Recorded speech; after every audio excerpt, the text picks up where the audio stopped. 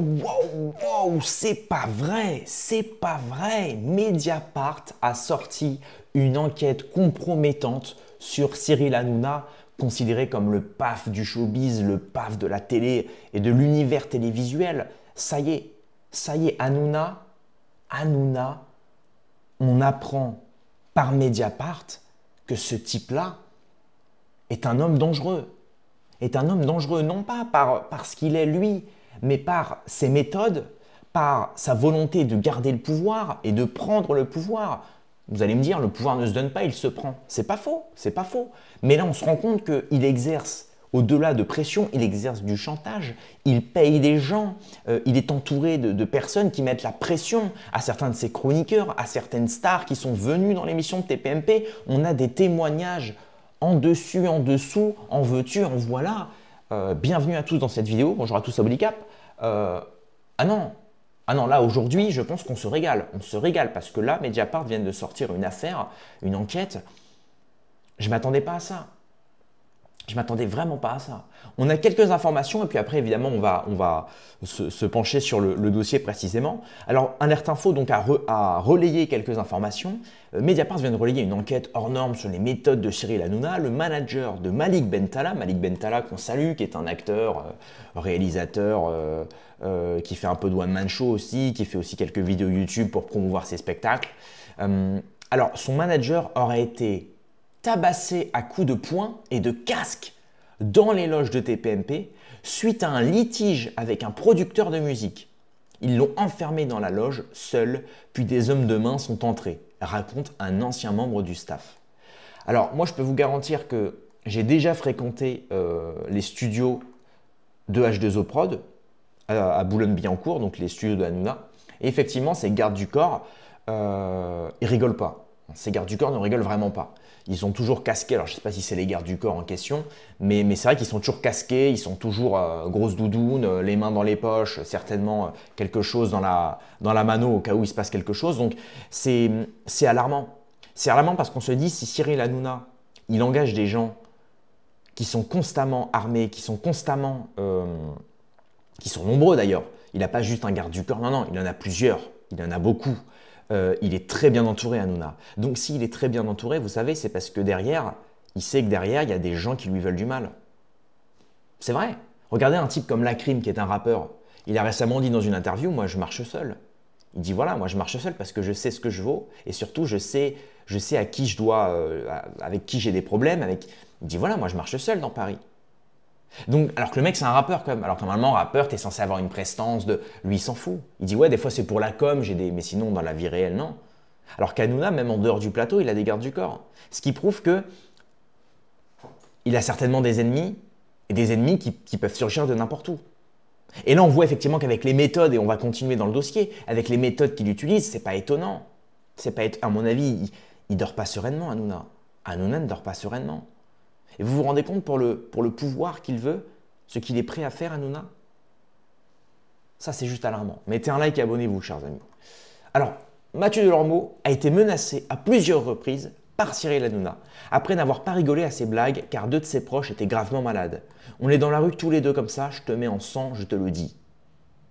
À savoir que j'avais déjà relayé une de ces vidéos-là. Cyril Hanouna avait un jour fait une caméra cachée à Mathieu Delormeau. C'est pas une simple caméra cachée, je te tiens, tu me tiens, le premier de nous deux qui rigole aura une tapette. Non, c'est pas ça. Il lui a fait croire qu'il avait buté un mec. Il avait tout organisé, il avait fait une caméra cachée. Alors la caméra cachée était super bien réalisée. Hein. Et donc Hanouna, voilà, il rencontre un producteur, il a Delormeau à ses côtés, et à un moment, il simule une embrouille avec le producteur qui est complice. Et à un moment, je crois qu'il lui met un coup à la tête, le mec tombe, et puis en fait, le mec fait semblant de mourir, quoi. Et donc là, Delormeau, il est complètement... voilà quoi, il est complètement... Et pendant toute une nuit, après Hanouna, il se barre, il dit « Ouais, vas-y, tant pis. » Il ramène son garde du corps, justement, dans cette caméra cachée. Il ramène son garde du corps. Le garde du corps, il dit « Ouais, bah vas-y, Hanouna, dis que c'est Mathieu Delormeau qui a tué le mec. Comme ça, toi, t'es... » Et puis il dit « Ouais, t'as raison et tout. » Évidemment, c'est joué. Mais sur le coup, Delormeau, il se dit « Putain, mais il est sérieux, lui. Il est sérieux. » Et donc ensuite, il se casse. Et donc pendant toute une nuit, il le laisse sans lui dire que c'est une caméra cachée. Et le lendemain, il le convoque dans sa loge. Il lui dit voilà, c'était une caméra cachée, truc, machin. Mais c'est ouf. C'est ouf de se dire que Vous imaginez pour une blague, pour de l'humour, ce qu'il est prêt à faire avec des caméras. Alors imaginez les méthodes hors caméra. Après, moi, je ne vais pas juger Hanouna, c'est pas bouddhiste de juger comme ça. Mais c'est vrai que c'est pas la première fois qu'on entend qu'Hanouna, il a quand même des méthodes de voyou. Il a des méthodes de voyou. C'est alarmant quand même. C'est alarmant de se dire que c'est un type qui, pour avoir du pouvoir, il est obligé de menacer, il est obligé de… C'est alarmant. Après, moi, je ne juge pas, encore une fois. Ce n'est pas un jugement personnel. Alors, bosser pour Cyril, c'est bosser dans un univers extrêmement violent, pointe un ancien chroniqueur. Dépendants financièrement et totalement dociles, les chroniqueurs encaissent mais reviennent toujours. Les rares qui claquent la porte sont contraints au silence par des clauses de confidentialité, révèle Mediapart. Alors ça c'est comme McDonald's. Tu bosses à McDonald's, après tu peux pas dire de quoi est fait la sauce Big Mac. Ah non, vraiment. Bon, ça c'est une petite touche d'humour. Évidemment, voilà, Fait et Document qui a fait un dossier sur Hanouna complet. Je vous le conseille d'ailleurs. Je vous le conseille fortement pour aller plus loin que Mediapart afin de savoir de quoi est fait Cyril Hanouna, ce chaînon manquant entre Marco Mouli et Alain Minc. Effectivement, très très intéressant. Hanouna, hein, souvenez-vous qu'il est hyper pote avec Marco Mouli. Et si je dis pas de bêtises de mes souvenirs, j'avais vu un reportage sur Netflix, un reportage justement sur la taxe carbone où il y avait Marco Mouli, c'était un reportage sur Marco Mouli. Et Marco Mouli, je crois qu'il avait fait une bar mitzvah, donc qui est une fête juive, une bar mitzvah à laquelle il y avait énormément de mecs du showbiz, dont Cyril Hanouna. Mais il faudrait que je le re-regarde pour pas dire de bêtises. Je ne veux pas me mettre un pied dans le plat et après m'en déguerpir. Donc voilà, c'est une info que je vous laisse à vérifier. Vous me direz en commentaire. Alors évidemment, pour aller plus loin, on va aller sur le site Résistance et Réinformation qui a fait un article entier en se basant sur ce qu'a dit Mediapart, parce qu'évidemment l'article de Mediapart il est payant, donc bon, flemme de payer pour une vidéo, vous avez compris. Puis Mediapart, hein, on sait aussi à qui ça rapporte. Donc voilà. Alors, donc Mediapart lance un contrat sur le boss de la télé, Cyril Hanouna. C'est une enquête de Mediapart bien à charge comme il se doit. Bolloré n'est plus visé à travers Hanouna puisque celui-ci quitte le groupe Canal+ et la chaîne C8, censurée par l'Arcom pour le groupe M6. Plus précisément la chaîne W9 et la station Fun Radio. L'article était payant, nous allons le résumer. Voilà, l'article est payant, nous allons résumer. Exactement, c'est ce que je vais vous faire dans cette vidéo. On n'a rien compris à Cyril Hanouna si on ne saisit pas que c'est un homme de pouvoir, un mec de pouvoir animé par le pouvoir. Donc ça c'est dingue.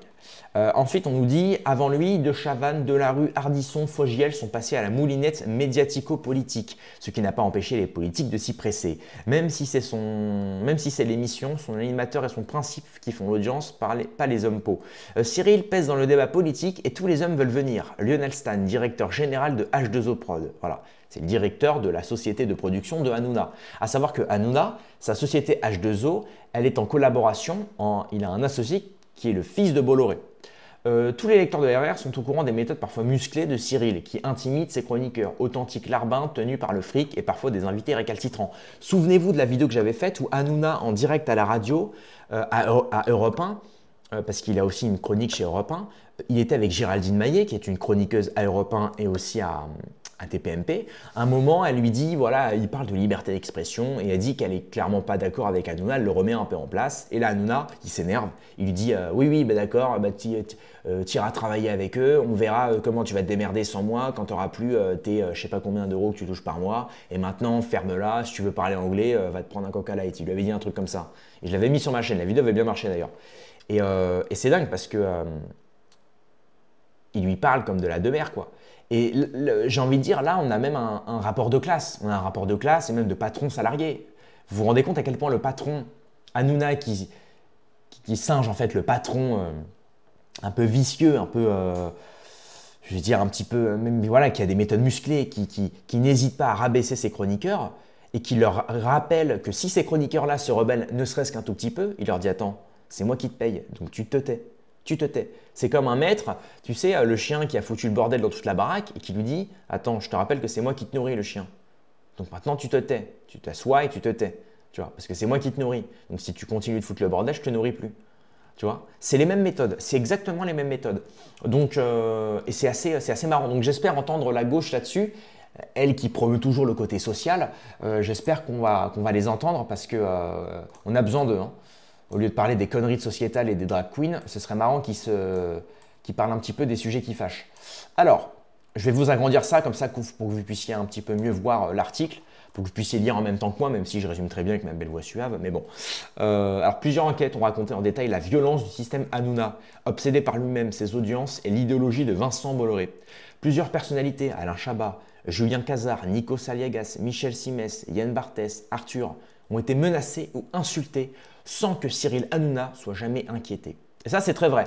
Moi-même, quand je regardais Hanouna, quand j'étais en fin collège, début lycée, je me rappelle, c'était l'époque où TPMP, c'était beaucoup axé sur l'humour, le divertissement. Hanouna, il en mettait plein la gueule à tous ces mecs-là. Il n'hésitait pas. Je me rappelle avec Arthur, surtout. Avec Arthur, il y avait beaucoup de contentieux et de discorde entre les deux. Et étonnamment, quand Arthur a été récemment, ça fait déjà 2-3 mois, hein, emmerdé par certains sur Twitter parce qu'ils ont remis ils ont remis en avant ses anciennes émissions à prendre ou à laisser où il se comportait un peu mal, Arthur, avec certaines des participantes de l'émission. Il faisait des commentaires déplacés, limite pervers. Donc évidemment, ça n'a pas plu à Arthur. Arthur a dit quoi? Pour se défendre, au lieu de dire je m'excuse, effectivement mes commentaires étaient déplacés pour l'époque, aujourd'hui ça passerait plus du tout, donc voilà. Au lieu de dire ça, il a dit oui, vous dites ça parce que je suis juif, donc vous êtes antisémite. Il a dit ça. Et là, étonnamment, Hanouna, il a protégé Arthur. Alors qu'il le déteste, hein, il l'a protégé. C'est une sorte de protection communautaire en réalité. Et il a raison, peut-être que je ferais pareil envers quelqu'un avec qui j'ai des... Bon, pas sûr. C'est pas mon école, personnellement. Si demain, moi je suis catho, bon... Si un catho se comporte mal, je ne vais pas le protéger parce qu'il est catho. Mais effectivement, quand tu es dans le showbiz et que tu as des intérêts en commun, bon, je ne suis pas à sa place, je ne peux pas vous le dire. Mais c'est quand même alarmant. C'est étonnant que là, Hanouna, il a toujours craché à la gueule d'Arthur. Et étonnamment, quand il était accusé de traitement assez louche au niveau des candidats de son émission, là, Hanouna, il a pris la défense d'Arthur. Donc, pareil, peut-être qu'il faudrait creuser de ce côté-là. Ou alors, comme je vous l'ai dit, peut-être qu'il a défendu purement par communautarisme, ce qui peut se comprendre.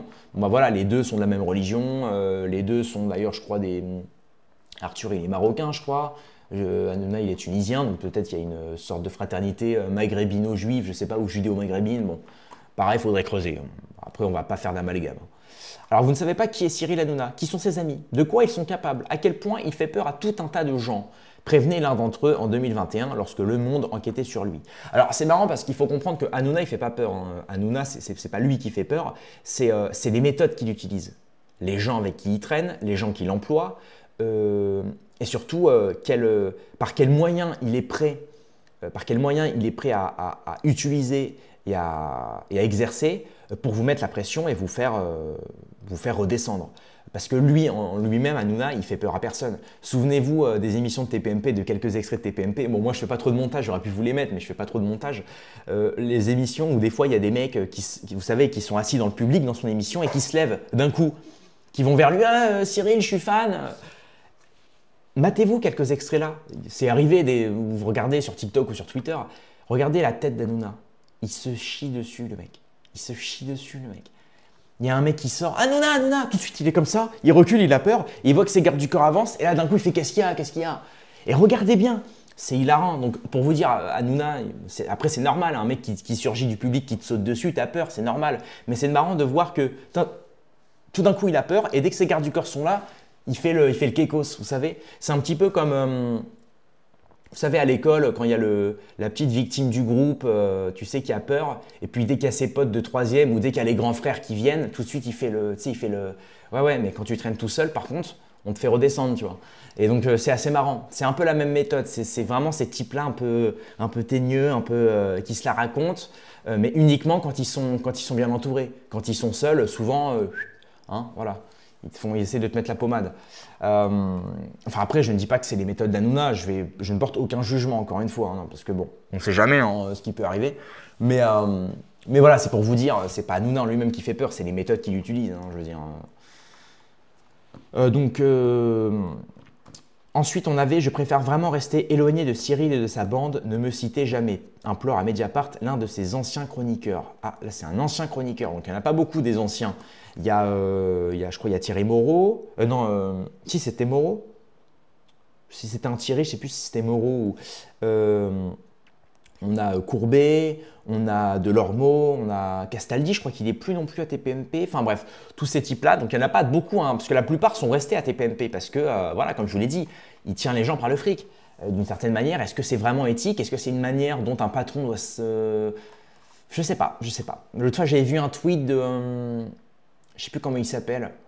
Un tweet d'un mec qui disait je suis persuadé que le succès d'Hanouna, c'est grâce à ça. Il disait justement que le succès d'Hanouna, c'est parce qu'il est très dur avec ses chroniqueurs et il est très dur avec son entourage, qui fait qu'aussi, bon bah voilà, il faut être un minimum dur avec ses salariés et ses employés, parce que sinon, ils prennent le dessus.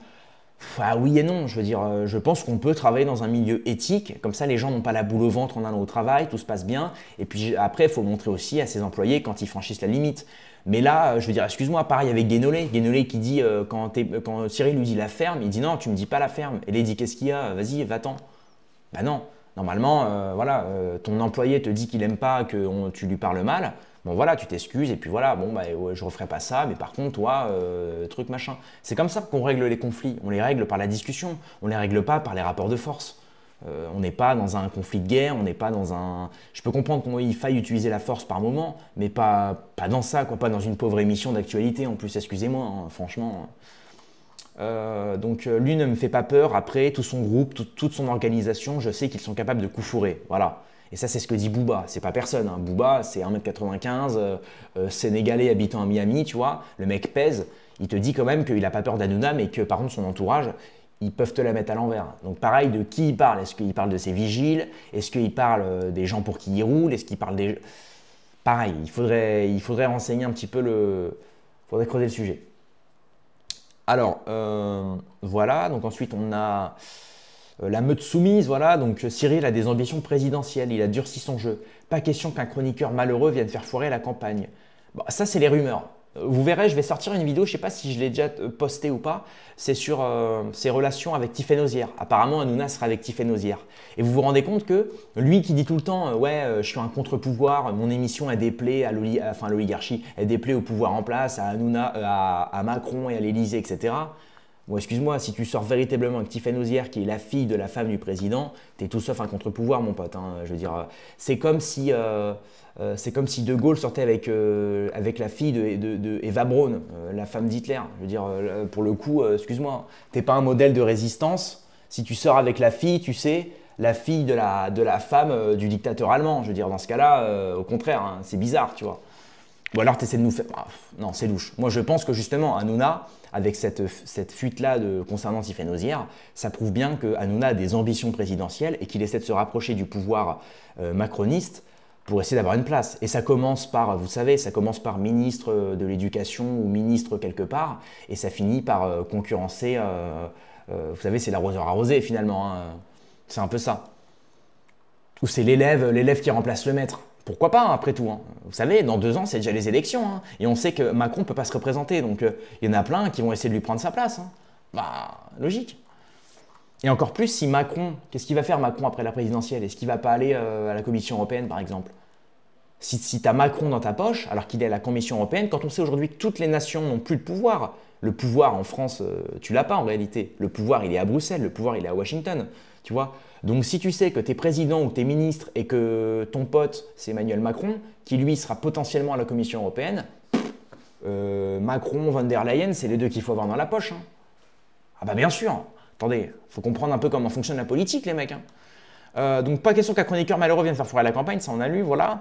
Donc Hanouna, lui, après quelques saisines et amendes, poursuit sa progression. Sa boîte de prod H2O, montée avec Yannick, le fils de Bolloré, pèse 43 millions de CA par an et en fait toujours partie du groupe Banijay de Stéphane Courby, le grand Manitou de la télé. En 2015, alors que sa carrière patine, Cyril reçoit un chèque de 250 millions de Bolloré pour 5 émissions. D'ailleurs, c'est là que tout a explosé. Hein. C'est là que TPMP a vraiment explosé et a vraiment été est devenu crédible aux yeux des gens. C'est à cette période, d'après plusieurs de nos interlocuteurs, que l'animateur devient un autre homme et pète les plombs, selon l'expression d'un haut responsable d'une chaîne de télévision concurrente. Il était sympa, généreux, et là, il est devenu par moments cassant, très colérique surtout.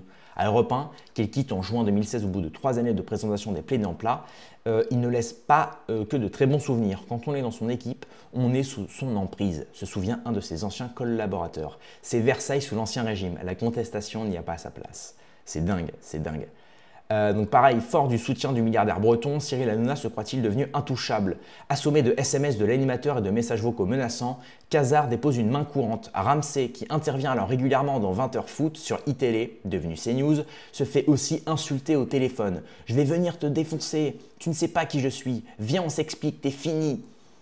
Voilà, c'est vraiment des méthodes, c'est vrai que moi personnellement qui suis un petit peu dans une ligne assez bouddhiste, c'est des méthodes que j'utiliserai jamais. Hein. Et même si j'avais beaucoup de pouvoir, et même si tu sais que tu peux potentiellement perdre ton pouvoir, en fait ça me rappelle un peu ce que dit Delavier. Vous savez Delavier, qui est un philosophe reconnu, c'est un pote à moi en plus, il dit le meilleur moyen d'avoir le pouvoir, c'est de se montrer méchant. Parce que quand vous vous montrez méchant, les gens ne vont pas oser vous critiquer ou vont oser vous attaquer parce qu'ils savent de quoi vous êtes capable. Alors que quand on est gentil et naïf, les gens vont essayer de vous la mettre. Et d'une certaine manière, il représente exactement ce que fait Cyril. Cyril, il joue le méchant, Cyril, il joue le teigneux, vraiment le l'avare. Et d'un côté, j'ai l'impression que ça marche. Parce que vous regardez Hanouna il y a 10 ans, 15 ans, il se promène en slip sur les plateaux télé. Ah, mais chérie, je vous adore, ah, mais je l'adore. Voilà. Bon, c'est ça au début, Cyril. Et maintenant, c'est le numéro 1 du PAF, quoi. Donc j'ai envie de dire, c'est des méthodes qui marchent. Ce sont des méthodes qui marchent, mais c'est absolument pas, moi je ne promeux pas ça en tout cas. Bosser pour Cyril, c'est bosser dans un univers extrêmement violent. Cyril a quelque chose de l'ordre de la fascination pour la voyoucratie, décrypte une ancienne de H2O. Il se comporte comme un voyou, s'habille comme un voyou, car il fantasme dessus depuis qu'il est jeune. Alors ça c'est très vrai. Ça c'est très vrai, ça se voit. Vous savez, je me suis rematé il n'y a pas longtemps La Vérité si je mens. Et dans La Vérité si je mens, je vous jure, j'ai vu Hanouna quoi. J'ai fait mais c'est dingue. On dirait Hanouna. L'humour, les chemises ouvertes, un peu à la Meyer Habib, vous savez, Meyer Habib ou Marco Mouli. C'est ces gens-là là, qui sont… Pour rappel, hein, Marco Mouli, il est caché à Tel Aviv parce qu'aujourd'hui, l'État français le recherche parce qu'il a volé des milliards et en plus, il s'en revendique. Hein. Il passait sur les plateaux télé, il y a gna gna gna gna. Et pareil, Meyer Habib, souvenez-vous, déjà, il a filé du fric à son fils qui insulte les Français sur Twitter. J'en ferai une vidéo. Et pareil, Meyer Habib, il a été condamné parce qu'il a appartenu à une milice qui s'appelle le Bétard, qui passait à tabac des jeunes qui commémoraient Jeanne d'Arc. À l'époque, souvenez-vous-en, j'en ai fait une vidéo aussi et un TikTok. Il faut regarder ce que je fais. Abonnez-vous, c'est très important. Je relais tout, moi, je relais tout. Moi, je m'en fous, je relais tout. Et c'est vrai qu'on voit un petit peu, même il essaie de singer Tony Montana, on dirait Hanouna. Tu sais, c'est la chemise ouverte, c'est les lunettes de soleil, c'est qu'est-ce qu'il y a, qu'est-ce qu'il y a. Tu sais, c'est le mec, qu'est-ce qu'il y a, je suis puissant, moi. C'est que c'est très très ça. Il n'y a pas du tout une certaine classe ou une certaine, un peu à l'italienne, tu sais, un peu aux affranchis, tu vois, les affranchis ou la mafia italienne qui est vraiment dans le silence, dans l'humilité, dans le respect, la famille. Hanouna, c'est pas ça. Hanouna, c'est le côté, ouais, c'est un peu La Vérité si je mens en fait. C'est un peu, qu'est-ce qu'il y a, je vais faire quoi. Tu vois, c'est vraiment, c'est le caïd de la cour de récré, tu vois. C'est le caïd, tu sais, c'est le terminal qui vient à la sortie du lycée de son petit frère. Enfin, à la sortie du collège de son petit frère qui s'en prend au 5e, tu sais. Parce qu'en fait, le terminal, il ne peut pas s'en prendre au terminal, sinon il se fait laminer. Donc, il s'en prend au 5e et au 4e, tu vois. On a tous connu un type comme ça au collège. Tu sais, le grand frère qui venait, qui mettait coup de pression. Mais avec du recul, c'est ridicule. C'est ridicule. Le terminal qui met un coup de pression à un collégien. Ouais, attends, tu rigoles ou quoi? C'est comme un type, un tennisman qui s'en prendrait à un mec de MMA. Je veux dire, on n'est pas dans la même, tu vois, comme dit Soral, hein, les coups de raquette, on se les met dans la gueule, tu vois, au MMA, donc c'est vrai. Bref, j'ai terriblement chaud. Excusez-moi. On est dans la rue tous les deux comme ça, je te mets en sang, je te le dis. Cyril Hanouna à Mathieu Delormeau. Heureusement que certains ne prennent pas ces insultes au sérieux, comme Thomas Guénolé. Quand j'y vais, je reconnais la mécanique. Si Cyril n'est pas d'accord avec moi, il peut me rentrer dedans. Ça, c'est ce qu'il a dit récemment. Donc voilà. Si vous voulez aller plus loin, je vous conseille la lettre Faits et Documents, justement, qui parle de Hanouna, de ses réseaux avec Alain Minc, Marco Mouli et autres. Hanouna, c'est vraiment c'est réseau Hanouna, hein, c'est les méthodes Hanouna. Et donc évidemment, la nouvelle, j'en ai fait une vidéo, je ne sais pas si j'aurai posté d'ici là, mais Cyril Hanouna, Tiffany-Osière, donc la fille de Brigitte Macron, la belle histoire, la une de Paris Match. Voilà, on va voir si on en sait un petit peu plus. En tout cas, moi je vous souhaite une bonne journée, voilà, une bonne soirée, je ne sais pas quand est-ce que vous regardez les vidéos.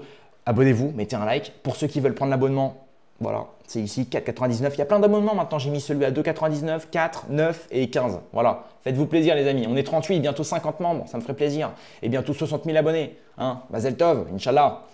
Allez, merci les gars.